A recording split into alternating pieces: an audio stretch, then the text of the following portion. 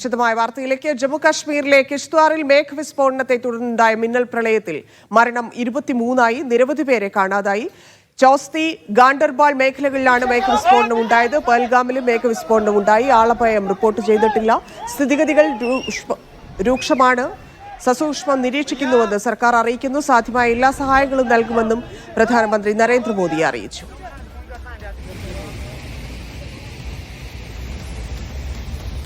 പേരുകളുമായി PR Aravind ചേരുന്നു. അരവിന്ദ്, വീണ്ടും മേഘവിസ്ഫോടനം ഉണ്ടായിരിക്കുന്നു. കാലാവസ്ഥ ഇപ്പോഴെങ്ങനെയാണ്? രക്ഷാപ്രവർത്തനം എങ്ങനെ പുരോഗമിക്കുന്നു?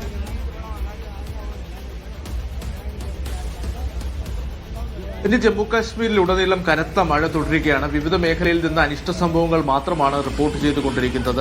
അല്പസമയം മുമ്പായിരുന്നു കിസ്ത്വാറിൽ ഒരു മേഘവിസ്ഫോടനം ഉണ്ടാവുകയും 23 പേരുടെ മരണത്തിന് കാരണമാവുകയും ചെയ്തത്. എന്തായാലും അല്പസമയം മുമ്പ് പഹൽഗാമിലും ഒരു മേഘവിസ്ഫോടനം റിപ്പോർട്ട് ചെയ്തിരിക്കുകയാണ്. മേഘവിസ്ഫോടനം ഒരു മിന്നൽ പ്രളയമായി മാറിയിട്ടുണ്ട്. പക്ഷേ ആളപായമോ അതുപോലെ തന്നെ മറ്റ് നാശനഷ്ടങ്ങളോ ഇവിടെ നിന്ന് റിപ്പോർട്ട് ചെയ്തിട്ടില്ല. എന്തായാലും കിസ്ത്വാറിലെ മേഘവിസ്ഫോടനത്തിൽ ഇപ്പോഴും രക്ഷാപ്രവർത്തനം തുടരുകയാണ്. NDRFന്റെ 2 സംഘങ്ങൾ, 150 അംഗങ്ങളുള്ള 2 സംഘങ്ങളാണ് രക്ഷാപ്രവർത്തനത്തിന് നേതൃത്വം നൽകുന്നത്. SDRFന്റെയും അതുപോലെ തന്നെ സൈന്യം അടക്കമുള്ളവരും രക്ഷാപ്രവർത്തനത്തിന് എത്തിയിട്ടുണ്ട്. ഹെലികോപ്റ്ററുകളടക്കം രക്ഷാപ്രവർത്തനത്തിന് ഉപയോഗിക്കുന്നു എന്നതാണ് കിസ്ത്വാറിൽ നിന്നുള്ള ഉദ്യോഗസ്ഥർ വ്യക്തമാക്കുന്നത്.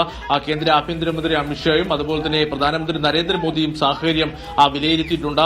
കേന്ദ്ര ആഭ്യന്തരമന്ത്രി അമിത്ഷാ ജമ്മു കാശ്മീർ മുഖ്യമന്ത്രിയായ ഉമർ അബ്ദുള്ളയുമായി സംസാരിക്കുകയും സാധ്യമായ എല്ലാ സഹായങ്ങളും നൽകുമെന്നതാണ് വ്യക്തമാക്കിയിരിക്കുന്നത്. പക്ഷേ എത്ര പേരാണ് കുടുങ്ങിക്കിടക്കുന്നത്, അതുപോലെ തന്നെ എത്ര പേരെ കാണാതായെന്നുള്ള കാര്യത്തിൽ ഇപ്പോഴും ഒരു വ്യക്തത വന്നിട്ടില്ല. കാരണം തീർത്ഥാടന മേഖലയാണ് ഈ ചോസ്തി എന്ന് പറയുന്നത്. ചോസ്തി മേഖലയാണ് ഈ ഒരു മജേൽ മാതാ ദേവി ക്ഷേത്രത്തിലേക്കുള്ള ട്രെക്കിംഗ് ആരംഭിക്കുന്നത് ഈ ചോസ്തി മേഖലയിൽ നിന്നാണ്. അവിടെ വരെ മാത്രമാണ് വാഹനങ്ങൾ എത്തുക. അവിടെ നിന്ന് ഏകദേശം 2800ഓളം അടി ഉയരത്തിലാണ് ഈ ക്ഷേത്രമുള്ളത്. അവിടേക്ക് പോയ തീർത്ഥാടകരടക്കമാണ് ഈ അപകടത്തിൽപ്പെട്ടത്. എന്തായാലും രക്ഷാപ്രവർത്തനം യുദ്ധകാലത്തിൽ പുരോഗമിക്കുന്നു. അതേസമയം നിരവധി തീർത്ഥാടകരാണ് ഈ മേഖലയിൽ ഇപ്പോഴും തുടരുന്നത്. അതുകൊണ്ട് തന്നെ അവരെല്ലാം സുരക്ഷിത മേഖലകളിലേക്ക് മാറ്റാനുള്ള നടപടിക്രമങ്ങളാണ് ഇപ്പോൾ സർക്കാരിന്റെ ഭാഗത്തുനിന്ന് ഇപ്പോൾ നടന്നുകൊണ്ടിരിക്കുന്നത്. എന്തായാലും മറ്റു മേഖലയിലും പഹൽഗാമിലും അതുപോലെ തന്നെ മറ്റിടങ്ങളിലടക്കം ഇത്തരത്തിലുള്ള മിന്നൽ പ്രളയങ്ങൾക്ക് സാധ്യതയുള്ളതിനാൽ കനത്ത ജാഗ്രതാ നിർദ്ദേശമാണ് സർക്കാർ നൽകിയിരിക്കുന്നത്. അടുത്ത 2 ദിവസം കൂടി ഈ മേഖലയിൽ അതിശക്തമായ മഴ തുടരുമെന്നതാണ് കാലാവസ്ഥാ കേന്ദ്രത്തിന്റെ നിരീക്ഷണ കേന്ദ്രത്തിന്റെ മുന്നറിയിപ്പ്. എന്തായാലും വലിയ ജാഗ്രതയിൽ തന്നെയാണ് ജമ്മു കാശ്മീർ മുന്നോട്ട് പോകുന്നത്. അതേസമയം കിസ്ത്വാറിൽ മരണസംഖ്യ ഇനിയും ഉയർന്നേക്കാമെന്നതാണ് റിപ്പോർട്ടുകളുള്ളത്.